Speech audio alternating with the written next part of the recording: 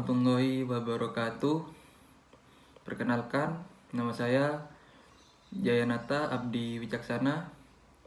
NIM saya 20104111155. Saya dari Fakultas Ekonomi, Prodi Manajemen, kelas E.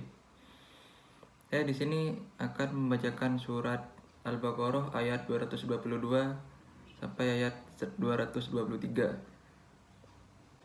A'udzu billahi minasy syaithanir rajim.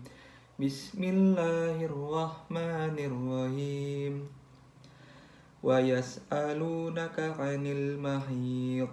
Qul huwa adha fa'tazilun nisaa fil mahid.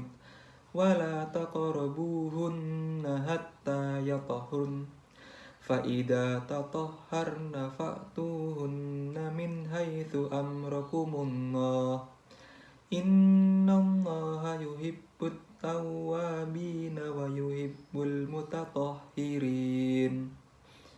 Artinya, dan mereka menanyakan kepadamu Muhammad tentang haid. Katakanlah, itu adalah sesuatu yang kotor. Karena itu, jauhilah istri pada waktu haid, dan jangan kamu dekati mereka sebelum mereka suci. Apabila mereka telah suci, campurilah mereka sesuai dengan ketentuan yang diperintahkan Allah kepadamu. Sungguh, Allah menyukai orang yang tobat dan menyukai orang yang menyucikan diri. Yang selanjutnya, saya akan membacakan ayat yang ke-223. A'udzu billahi minasy syaithanir rajim. Bismillahirrahmanirrahim. Nisa'ukum harthul lakum fa'tu harthakum anna syi'tum wa qaddimu li anfusikum wattaqullaha wa'lamu annakum mulaquh wa basyiril mu'minin. Artinya, istri-istrimu adalah ladang bagimu, maka datangilah ladangmu itu kapan saja dan dengan cara yang kamu sukai, dan utamakanlah yang baik untuk dirimu. Bertakwalah kepada Allah dan ketahuilah bahwa kamu kelak akan menemuinya, dan sampaikanlah kabar gembira kepada orang yang beriman. Shadaqallahul azim. Berikut di sini tafsir ayat 222. Allah Ta'ala memberitahukan kepada mereka tentang pertanyaan mereka tentang haid.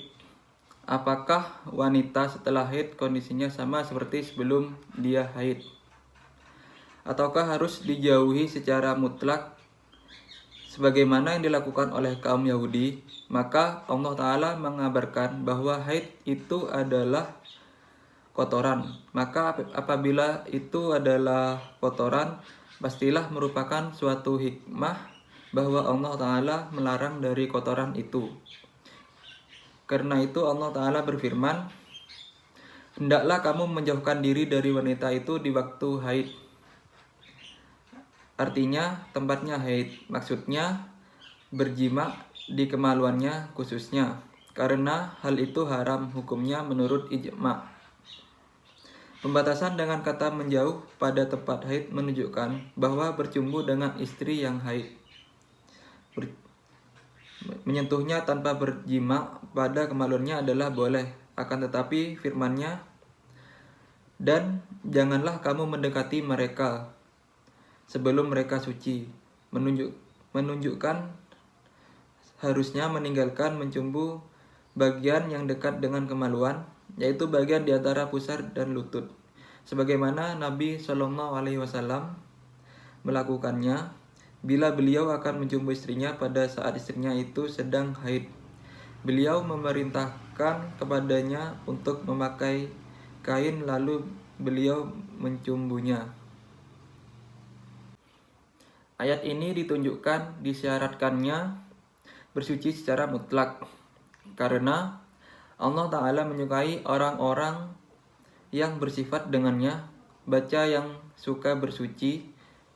Itulah sebabnya bersuci secara mutlak adalah syarat sahnya sholat, tawaf, dan bolehnya menyentuh mushaf. Juga bersuci secara maknawi seperti mencucikan diri dari akhlak-akhlak yang hina, sifat-sifat yang rendah, dan perbuatan-perbuatan yang kotor.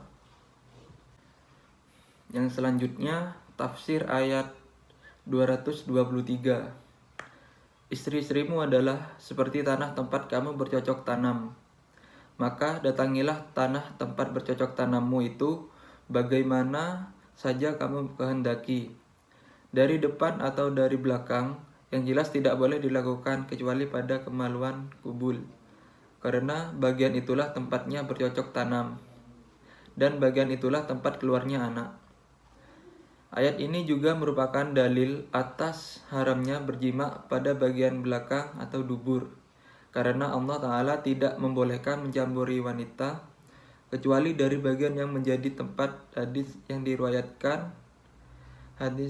diriwayatkan dari Nabi SAW tentang haramnya hal tersebut, dan beliau melaknat pelakunya. Dan kerjakanlah amal yang baik untuk dirimu.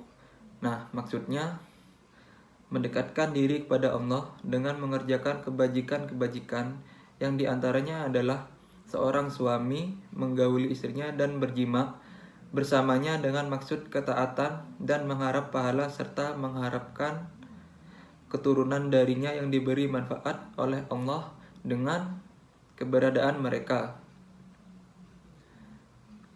Dan berilah kabar gembira orang-orang yang beriman. Allah tidak menyebutkan hal yang menjadi kabar gembira buat mereka demi menunjukkan kepada hal yang bersifat umum, dan bahwasannya bagi mereka kabar gembira pada kehidupan dunia dan akhirat, setiap kebaikan dan terhindarnya setiap mudarat yang diakibatkan dari keimanan. Itu termasuk dalam kabar gembira tersebut. Ayat ini menunjukkan kecintaan Allah kepada kaum mukminin dan kecintaan terhadap apa yang membuat mereka merasa bahagia, serta membangkitkan semangat dan kerinduan mereka kepada apa yang dijanjikan oleh Allah dari pahala duniawi maupun ukhrawi. Sekian.